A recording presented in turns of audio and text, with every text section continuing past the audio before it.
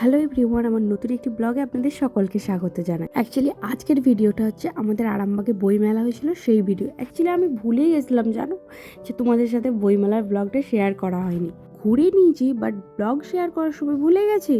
ऐसे कैसे চলেগা ভাই। আমি মিলি আর আমার বর তিনজন মিলে বইমেলা লাস্ট দিনে চলে আসছিলাম, তা আবার সেই সময় যেই সময় সমস্ত বই খাতা প্যাক করা হচ্ছিল। অবশ্য অর্ধেক দোকান উঠে চলেও গিয়েছিল। কিন্তু এবছর ইচ্ছা ছিল আমার যে বইমেলায় খুব সুন্দরভাবে ফটোশ্যুট করব। ভেবেছিলাম সেটা আর হবেও না। खुदा को अगर कोई चीज मंजूर है तो हम क्या कर सकते हैं, हमको तो वो करना ही पड़ेगा। বইমেলা উঠে যাওয়ার শেষ মুখে আমরা গিয়ে পৌঁছালাম বইমেলাতে। সেখানে পৌঁছেই প্রথমে বইমেলার চারিদিক খুব সুন্দর সুন্দর গাছ দিয়ে সাজানো, ফুল দিয়ে সাজানো, সেগুলোই দেখছিলাম আর টুকটুক করে ফটো তুলে নিচ্ছিলাম, কারণ এই সময়টা মিস করা যাবে না। আর কিছুক্ষণই বইমেলা বাকি, বাট ফটো মিস করা যাবে না।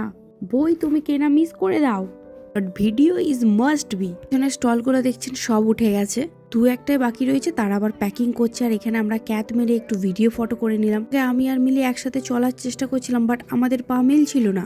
আমরা বইমেলাটা ঘুরে তিনজনে তিনটে 5 কোড়া চপ কিনে নিলাম। অবাক ব্যাপার, খাবারের স্টলগুলো পর্যন্ত উঠে গেছিল।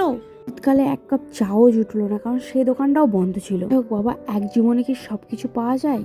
বইমেলার লাস্ট দিনে এসে ভিডিও করতে পেরেছি বলে কি সব পাবো? সঙ্গে ওপরি পাওনা হিসেবে ভেলপুরিও পেয়ে গেছিলাম, সেটাও আবার তিনজন মিলে ভাগ করে খেয়ে নিচ্ছিলাম। খেতে খেতে আবার শুধুই ফলস হাসি দিচ্ছিলাম, হাসি না পেলেও হাসি দিচ্ছিলাম, কারণ আমাকে তো আগে খেয়ে নিতে হবে, নাহলে ওরা দুজন আমার ভাগ বসিয়ে দেবে।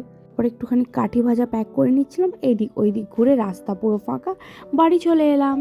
দেখা হবে পরের একটি ব্লগে। সবাই লাইক করো, কমেন্ট করো, শেয়ার করো।